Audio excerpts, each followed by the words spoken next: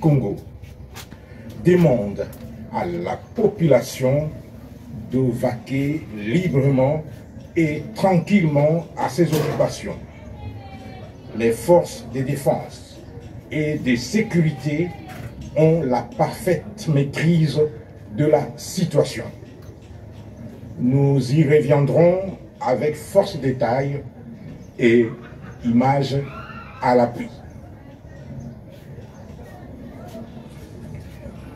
Nakoloba na lingala po baimboka basosola malamu malamu mampinga maikolo Congo mayebisi na baimboka mpe bato ya bikolo mosusu te lelo badongolo miso bamekaki kosala coup d'état mpe mampinga masali mosala mwa bango bayebayaki bakangami bango banso elongo na mokonzi na bango. Tosengi na ngonga oyo na population ya biso ya Congo ebanga te moto na moto asala mosala na ye oyo baokenda na losambo bakende losambo oyo baokenda na zando bakende na zando makambo manso maza na maboko ya mampinga mampinga eza kosala mosala na bango malamu na ngonga eza koya tokozonga lisusu awa mpona kolakisa bino bilili na makambo ebele oyo esalemaki.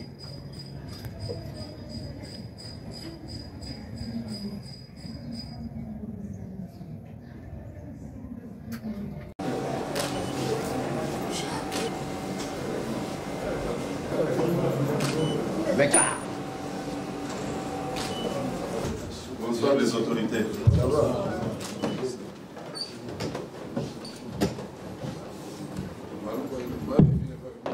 À la suite de la réunion d'hier tenue par la haute autorité politique de l'Union sacrée de la nation et chef de l'État, son Excellence Félix-Antoine Tshisekedi Tshilombo, il a été décidé par la haute autorité que les membres du Présidium et les chefs des regroupements politiques, membres de l'Union sacrée de la nation constituant la majorité parlementaire, se retrouvent en vue de mettre en ordre les listes de manière à répondre aux attentes de son Excellence, Monsieur le Président de la République, qui en substance était tenir compte du poids politique de chaque regroupement politique, tenir compte de la géopolitique, en particulier de la représentation de la province de la Grande Orientale, mais également tenir compte de la présence féminine au sein du bureau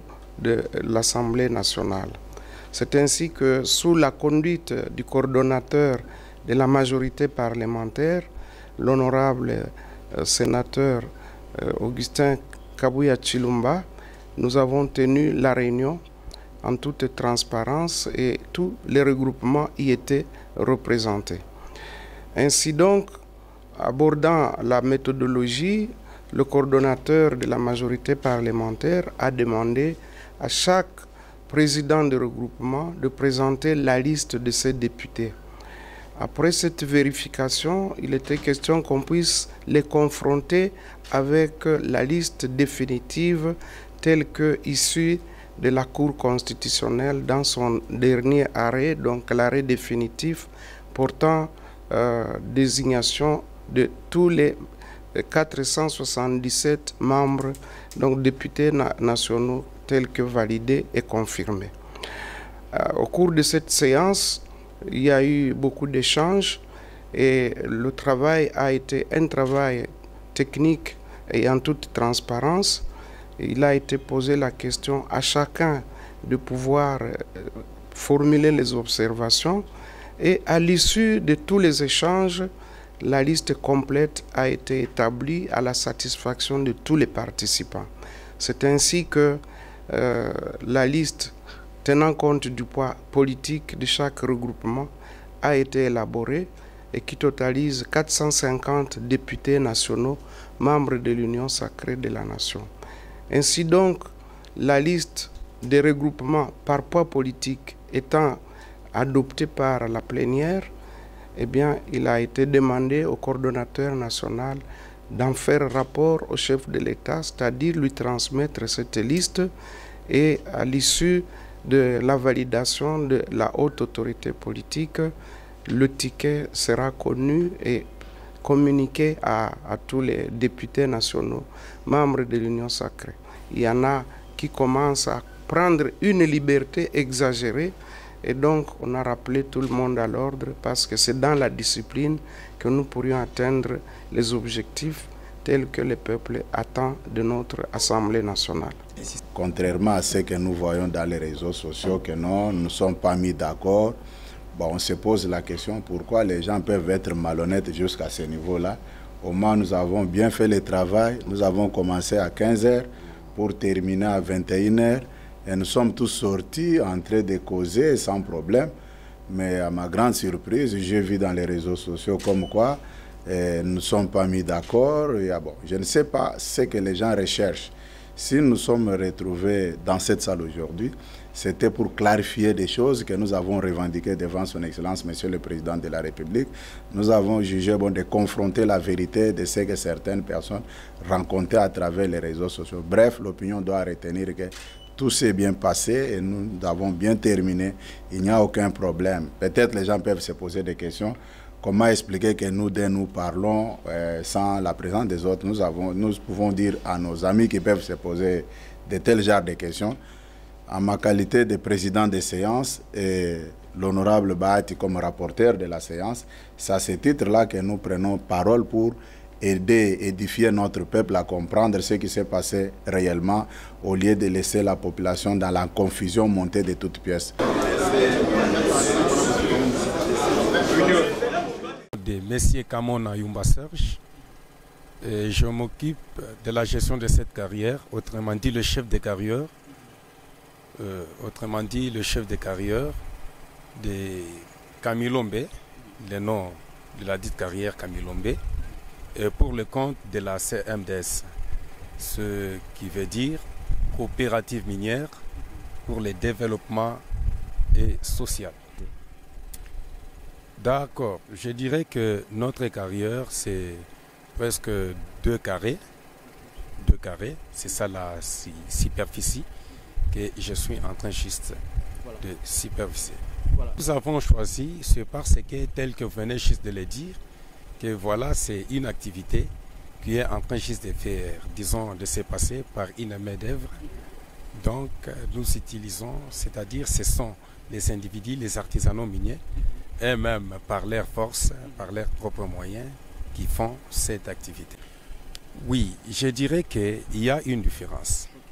Il y a une différence sur laquelle, c'est-à-dire une carrière minière, c'est-à-dire c'est toute carrière là où les artisanaux, ou soit, je ne sais pas, les occidentaux, sont en train de faire quoi? D'extraire le minerai. Alors, un carré minier, je dirais oui, c'est une superficie qui est bien déterminée, ok, par exemple, par un État comme le nôtre ici. Vous allez voir que ce carré-là auront même ces soubassements c'est-à-dire, il y aura même un octroi. Là, je dirais que, je dirais l'octroi là, qui est appelé quoi? C'est-à-dire, les carrés miniers, ce sont des zones là, des zones d'exploitation. Je dirais que ce sont des CA, par exemple, hein, comme de ce qui s'était passé récemment ici, comme l'État congolais, hein, aurait tout justement faire quoi? Attribuer au moins, je ne sais pas si c'est 5 carrés miniers à la population de la République. C'est difficile peut-être avoir la précision. Pour ça, vous précisez que voilà, dans la province de Lualaba, il y a autant de carrés miniers, ou soit il y a autant de carrières. Il me revient peut-être à vous répondre, peut-être à ce que je suis en train de gérer ici.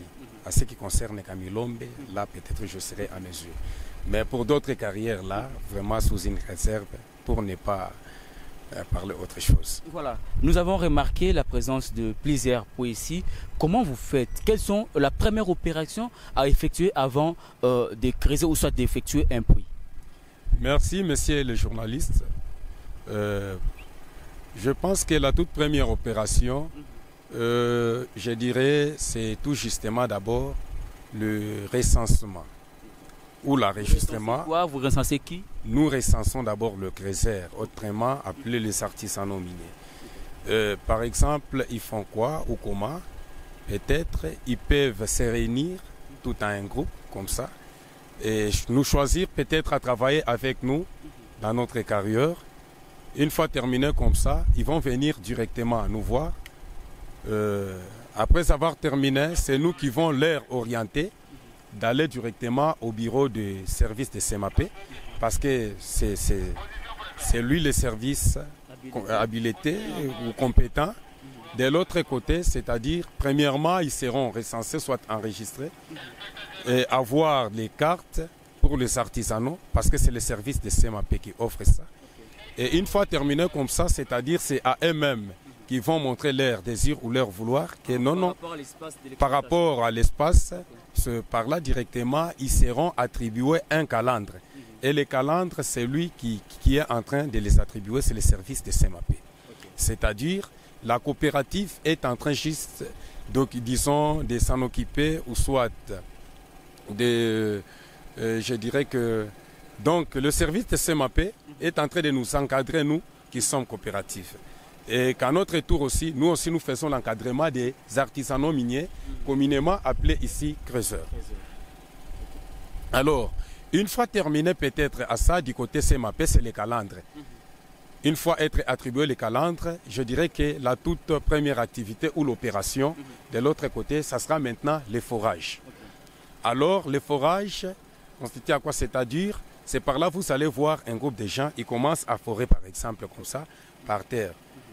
Bon, leur objectif c'est quoi? L'objectif c'est d'aller jusqu'à une couche minéralisée. Ils vont commencer à forer. Communément aussi appelé peut-être creuser la terre, mais le terme technique là, je dirais que forer. Ils vont commencer à forer, comme à l'occurrence de ces puits-ci, c'est-à-dire ils vont commencer à forer.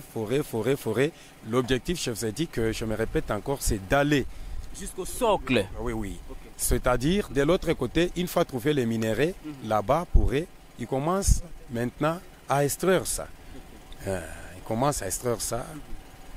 Voilà. Quelles sont les mesures de sécurité, les mesures sécuritaires que la CMDS met à la disposition de ces creuseurs dits artisanaux, une fois enregistrés, une fois recensés, comme vous avez dit? Quelles sont les mesures que les services au fait, sécuritaires que vous offrez à ces creuseurs artisanaux? Oui, je dirais que les mesures de sécurité, premièrement, c'est ça. Je vous ai dit la présence du service de CMAP dans notre carrière. C'est-à-dire, le service de CMAP, c'est celui qui s'occupe de la technique. C'est-à-dire quoi? Une fois qu'il commence à forer, c'est-à-dire c'est sous la bénédiction ou l'orientation du service de CMAP. Parce que les services de CMAP, il y a des techniciens qui orientent cette carrière. Que vous faites ça, pour qu'il n'y ait pas des accidents comme ça. Et peut-être en extrayant les minéraux de l'autre côté, il y a toujours la présence des agents de CMAP. Ce sont eux qui orientent l'affaire pour qu'il n'y ait pas des accidents, pour qu'il n'y ait pas je ne sais pas quoi ou quoi. Je pense que c'est ça, la mesure sécuritaire. Vous avez dit pour qu'il n'y ait pas d'accident ou incident. Alors au cas où il y a incident ou accident, qu'est-ce que la CMDS fait ou qu'est-ce que fait le CMAP? Oui, je dirais, au cas où il y a un accident, au cas où, je ne sais pas, il y a un incident, le service de CMAP déploie ses techniciens pour aller secourir, y compris même la CMDS. Parce qu'à la CMDS, il y a aussi les techniciens qui font le même travail que ceux de la CMAP. Au cas où il y a un problème là directement, disons la coopérative va dépêcher le plus vite possible, qui est l'intervention des techniciens, c'est-à-dire les techniciens appropriés, formés pour ça. Voilà. Dans un chantier minier, quels sont les moments ou les périodes les plus difficiles ou dures lors de l'exploitation? Le moment le plus difficile lors de l'exploitation, je dirais que c'est pendant la période de forage. Pendant la période de forage, c'est-à-dire les creuseurs souffrent. D'où parce qu'il y a l'incertitude d'abord. Et c'est par la foi, je dirais. Là, il peut s'y mettre ici pour forer comme ça. Et je dirais que c'est un voyage de la foi. Il peut ou n'est pas. Hein? Comme si on voyageait dans le noir. Exactement. Il peut ou ne pas trouver. Trouver quoi? La couche minéralisée. C'est-à-dire, c'est ça la période qui est vraiment la plus difficile dans cette exploitation. C'est la période des forages. C'est ça. Voilà. Généralement, c'est à quelle saison où les crézeurs préfèrent mieux faire leur aventure? La saison de pluie ou la saison sèche? Bon, à ce qui concerne peut-être le forage, je dirais que tant mieux de le commencer pendant la saison sèche. Pendant la saison sèche, pourquoi? Par là, vous allez voir qu'il y aura plus beaucoup de dégâts, par exemple la pluie et autres. Pourquoi? Parce que quand ils vont commencer à forer, c'est-à-dire l'objectif c'est de descendre. Hein? Si par exemple ils n'ont pas prévu des tôles et autres pour couvrir l'espace et autres, là vous allez voir que, comme nous voyons ici, là en tout cas ils seront en danger. Et la coopérative, tout comme le service de CEMAPE, vraiment ne peuvent pas leur permettre des travaux. Au préalable, je vous ai répondu, nous sommes parrainés par le service de CEMAPE. Okay? C'est-à-dire directement, la coopérative ira en compte au service de CEMAPE. Oui, je pense que c'est ça. Parce que le service de CEMAPE, c'est ça, je dirais que le parrain pour nous qui sommes coopératives. Qu'à notre tour, nous aussi, nous faisons l'encadrement des artisanaux miniers, communément appelés creuseurs. C'est-à-dire, nous encadrons les creuseurs, qu'à notre tour aussi, nous sommes encadrés par le service de CEMAPE. Voilà. Au total, parce que vous avez dit, vous commencez d'abord par les recensements. Au total, vous avez déjà recensé combien de creuseurs ici dans le site? Bon, je dirais que peut-être vu la baisse des métaux, parce qu'auparavant, notre encadrement était au moins aux 25 000 creuseurs que Kamilombe est en train d'encadrer ici.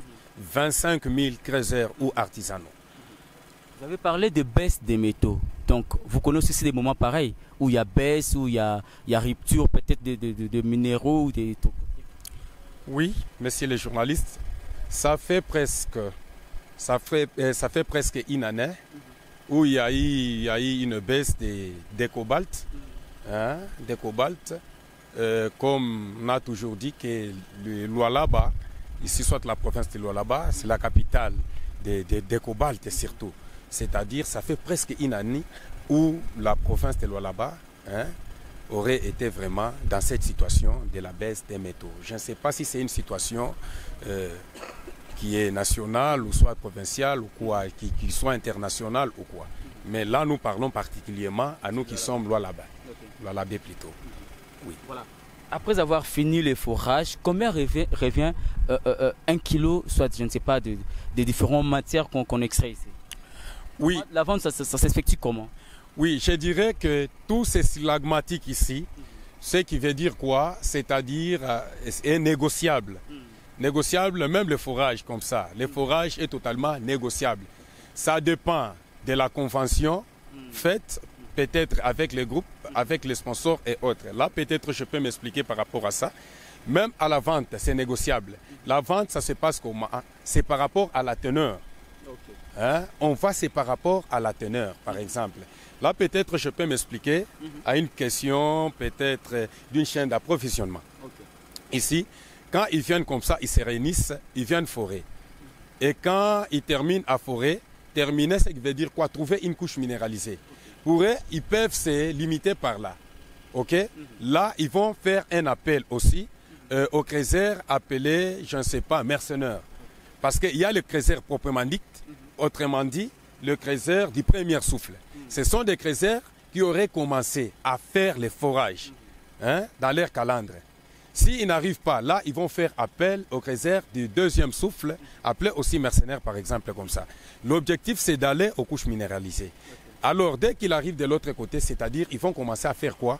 À extraire ce minerai en mettant dans des petits sacs, à l'occurrence de ces petits sacs qui est devant vous.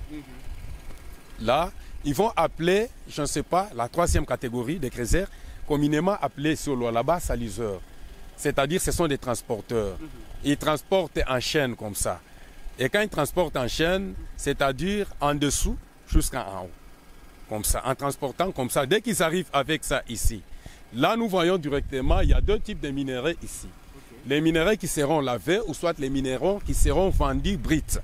Alors lavés, voilà la présence d'eau, de l'eau. Là-bas, il y a un flaque d'eau, là-bas, un tank, c'est-à-dire... C'est naturel ou c'est créé par... Je dirais que ce n'est pas naturel, c'est artificiel. Okay. Oui.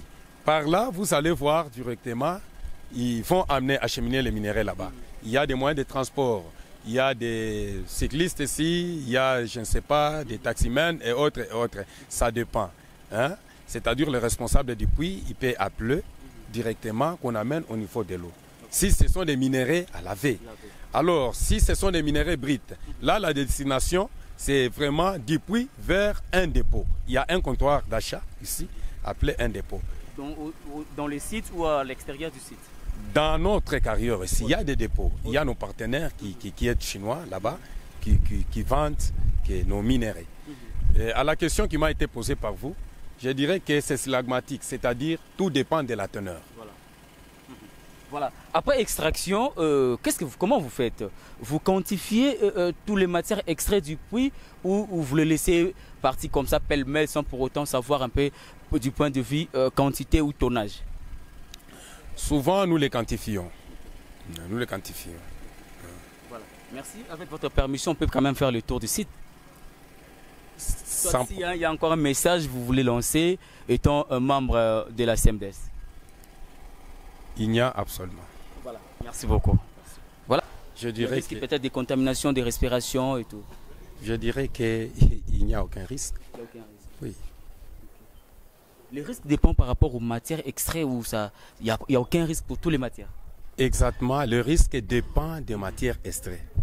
Ok. Comme si, quelle matière? Comme ça, c'est du cuivre. Hein. Je dirais ça, c'est du cuivre. Là, c'est du cuivre. Bien, je donne moi.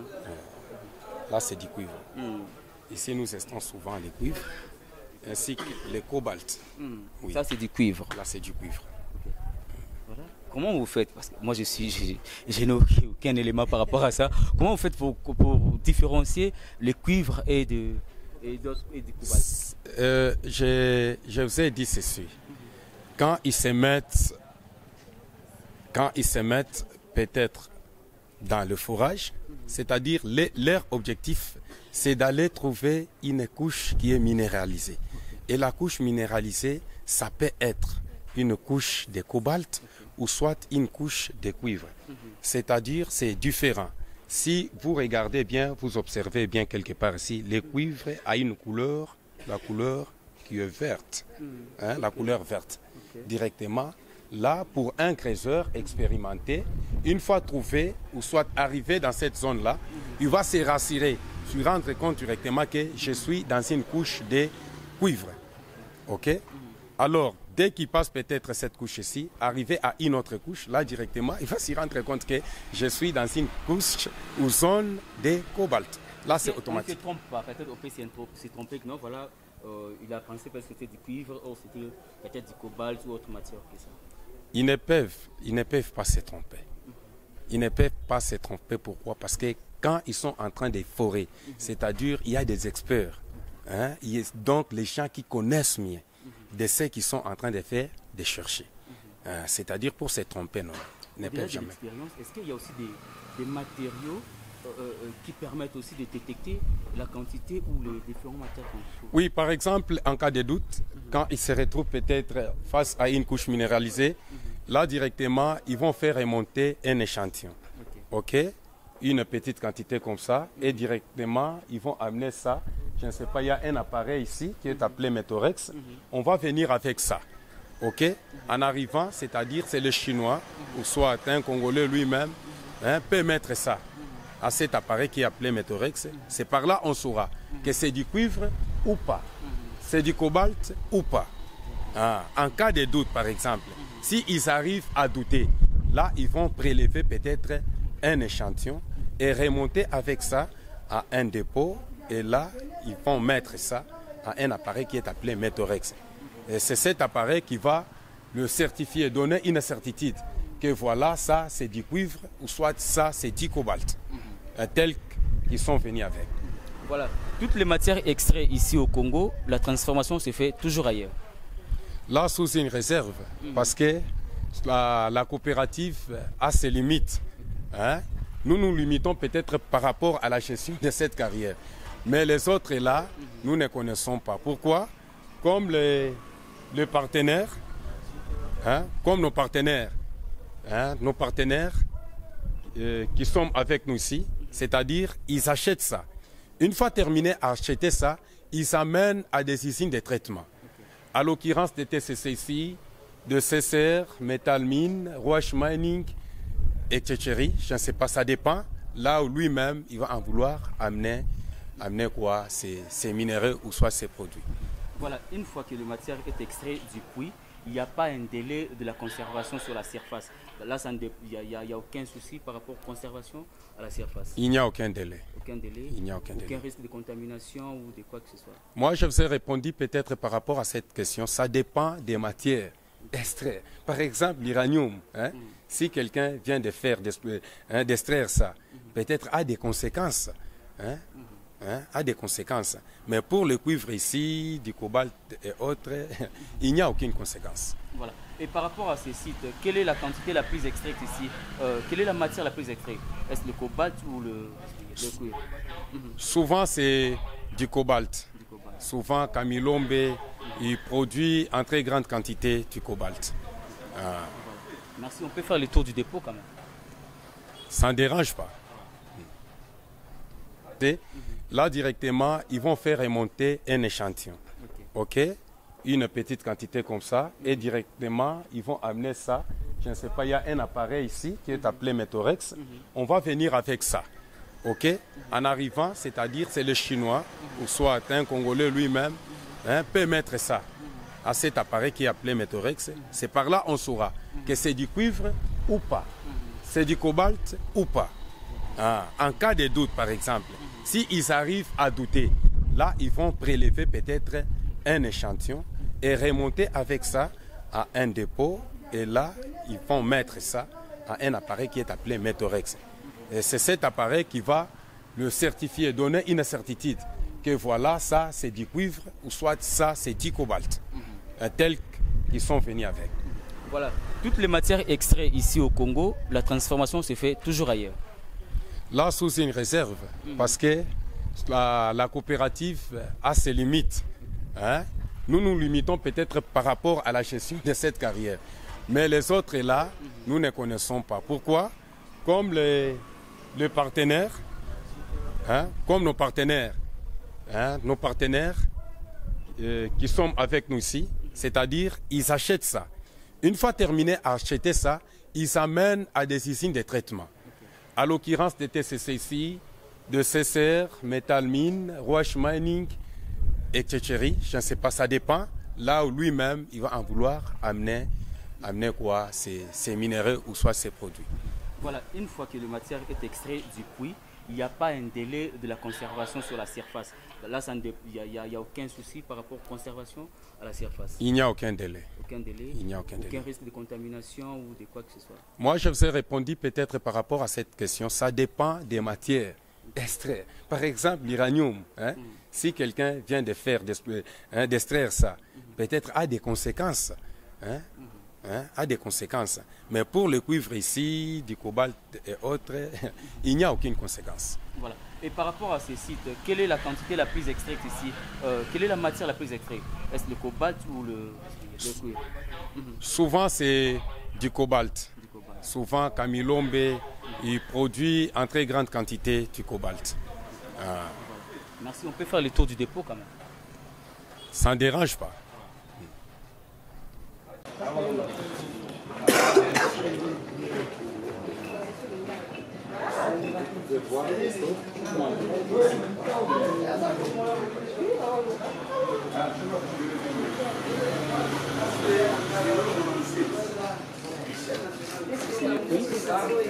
Oui, ça, c'est une affiche.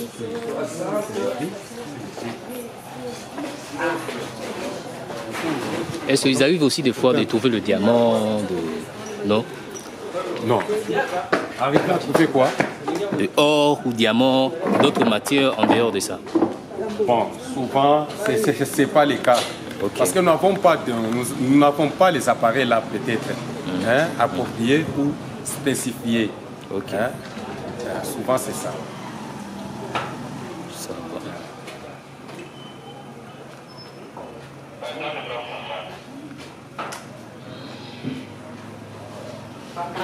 J'espère que c'est tout. Hein.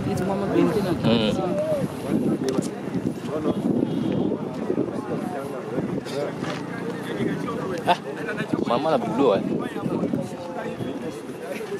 Mais c'est pas on voit quelque chose de papa là.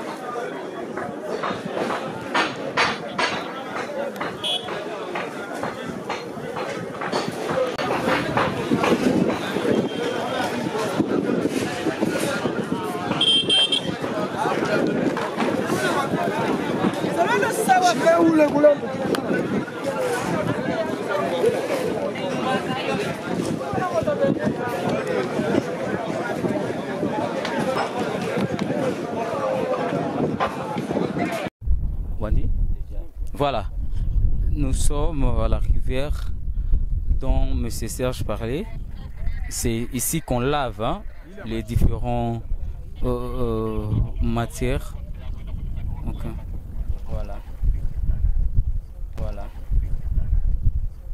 Voilà. Donc, ça c'est quelle matière ça? Ça c'est du cobalt, tel que je vous avais dit. Ok. Je vous avais dit... Ah, c'est pareil avec ce que j'ai non? Ça aussi c'est dit. Ça c'est. Non, c'est différent. Ah. De ce que vous avez. Ça c'est du cuivre. Ça c'est du cuivre. Okay. Ça c'est du cuivre et ça du cobalt. Ce que je détiens ici, c'est du cobalt. Ce que vous détenez là-bas, c'est du cuivre. C'est-à-dire il y a la différence. Okay. Donc c'est cette rivière qu'on vient pour laver les matières une fois extrait. Exactement, tel que je vous avais dit. Au préalable, au niveau du puits, je vous avais dit qu'il y a deux types de minéraux ici. Il y a des minéraux lavés. À l'occurrence de ça, ce sont des minéraux lavés. Ce que j'ai à ma main ici. Et aussi, il y a des minéraux brites. Tel que je vous avais dit, de brites, on les achemine directement à un comptoir d'achat qui est appelé dépôt. Là où il y a nos partenaires, nos fournisseurs, je pense. Alors, d'autres, le laver ici, on les amène directement ici. Je ne sais pas, un petit lac ici. Je vous ai dit que c'est un lac qui est artificiel, qui n'est pas naturel. Je pense, c'est ça. Une fois terminé, peut-être à laver, là la destination, ça sera à un comptoir d'achat. Là, c'est directement à un dépôt. Un dépôt peut-être de l'autre.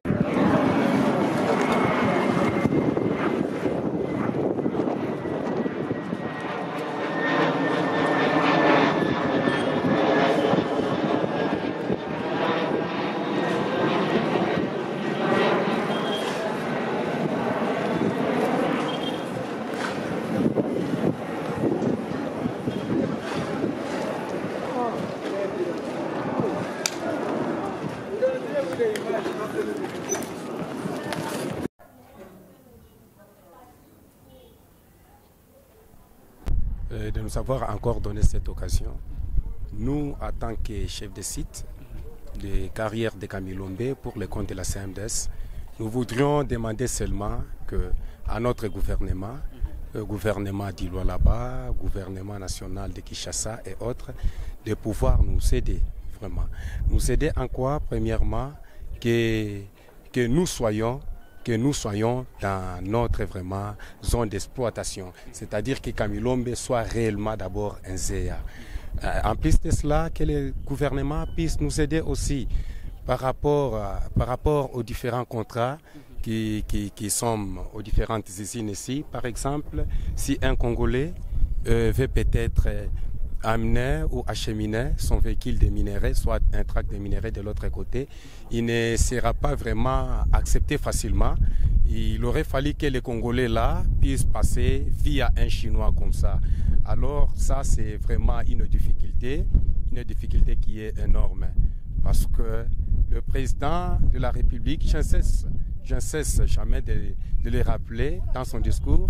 Il nous avait dit que nous qui sommes Congolais, son plus grand souci majeur, que nous soyons des millionnaires congolais.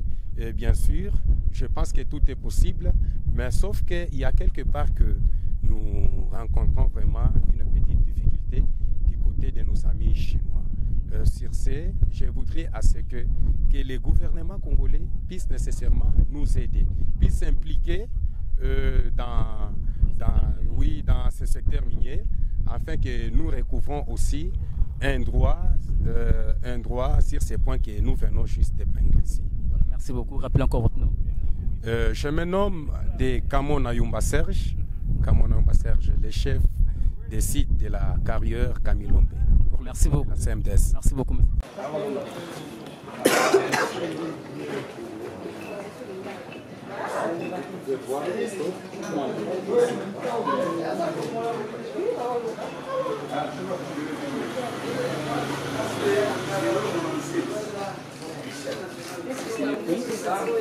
Oui, ça, c'est une affiche.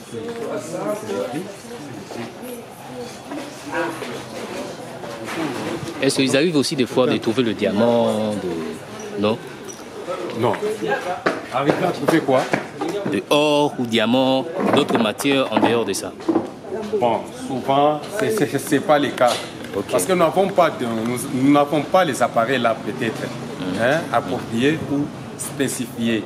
Okay. Souvent, c'est ça. Ça va.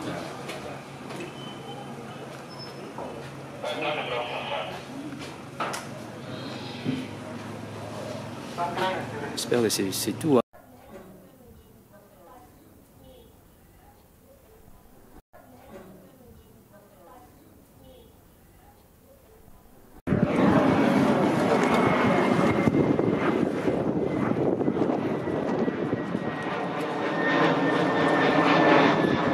Et ils sont dans le puits. Maintenant, s'ils ont besoin de secours, comment ceux de la surface sauront que non, voilà, ceux qui sont en bas ont besoin de secours? De l'autre côté, c'est-à-dire, c'est quoi fait l'impact de ces matières une fois en contact avec eux? Là, c'est poison.